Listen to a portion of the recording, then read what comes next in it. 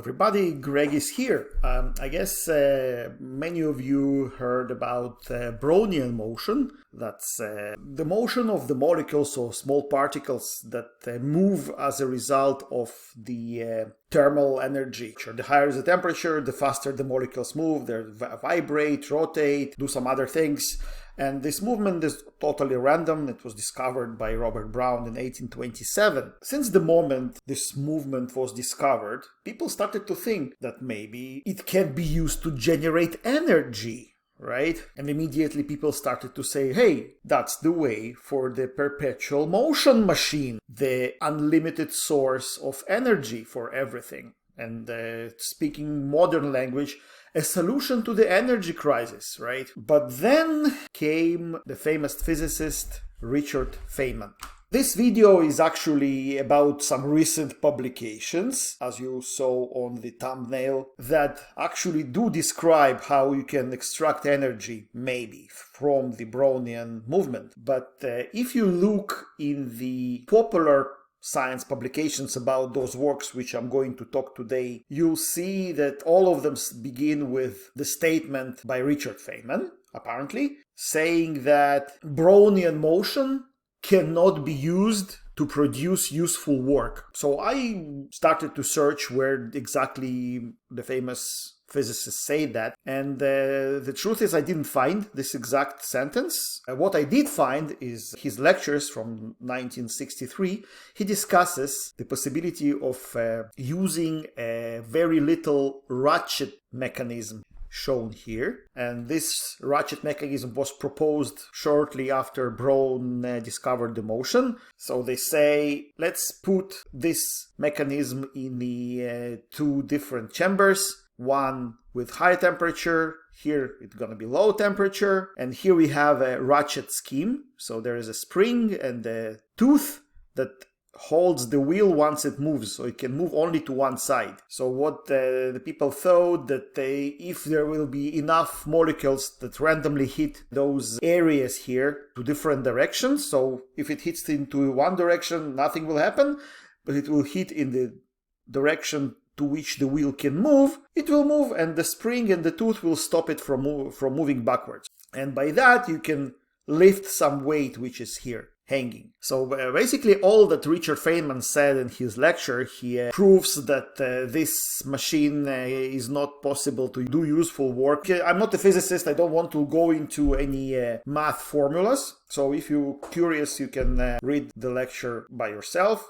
The links, as always, in the description. He didn't say that there is no way that Brownian motion can be used for energy harvest. But even if he did so, it doesn't contradict the fact that it was done. How it was done?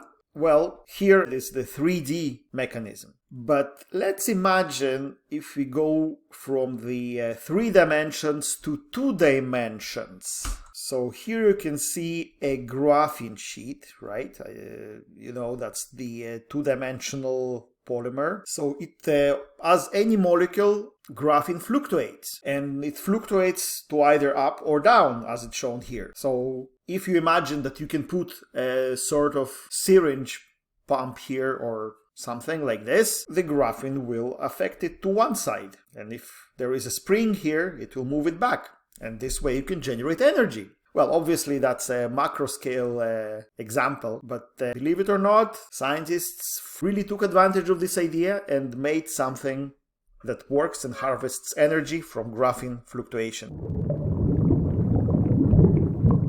This is Professor Tibado, and the first paper about this idea he published in 2020. What they showed is that if you make a circuit with diodes that look in opposite directions, put graphene sample here and use a tip of STM, scanning tunneling microscope, then as a result of fluctuations, there's going to be some current. If there is a current, you can harvest the energy. Yeah, this paper made a big noise, but the device to really harvest energy was done by the same group only now. The paper was published this August. So yeah, he showed that he actually can charge capacitors here by graphene fluctuations. That's pretty good stuff. Maybe really, if we make enough graphene, we can just put it somewhere at room temperature, put those sensors, and we have energy from nothing, basically. So what do you say about that? Do you think we will be able eventually to solve the world energy crisis with this? Well, I don't know, but for sure you can see that the idea was already patented, and it was patented last month, and I only want to wish luck with this beginning, and I hope Professor Tibado can make billions of dollars from this idea. That means that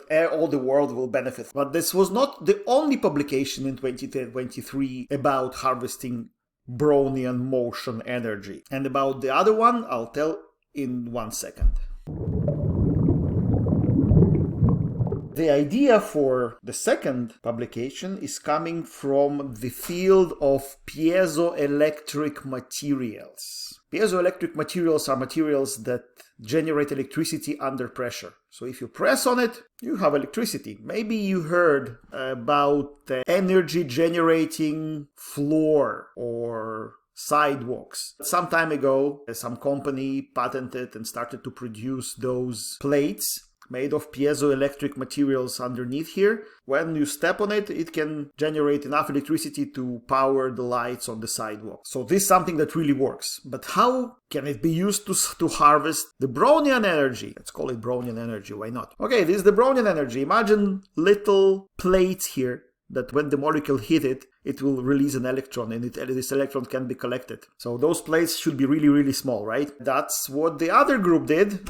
Unfortunately, I couldn't find the pictures of the scientists, so I apologize. And if you have those pictures, please put me a link in the comments and I'll update the thumbnail. So they really did those little plates that can harvest the energy from the molecules that moving in a Brownian motion. And those so-called plates are actually zinc oxide nanofibers, which is a known piezoelectric material. On one side, it was just zinc oxide of the device. That's the device. On the other side, it's gold-coated zinc oxide nanofibers, and they made the devices with different lengths of the nanofibers to see which one works better, and actually they saw that combinations of several lengths works best. Then they submerged those nanofibers into octane solvent, and they really showed that the movement of the solvent molecules generates electricity. It was published in the APL materials. It's a good journal, but it's not the top one, okay?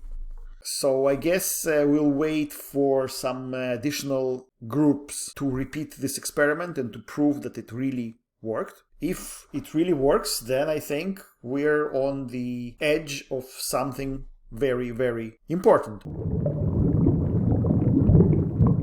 Okay, that's it.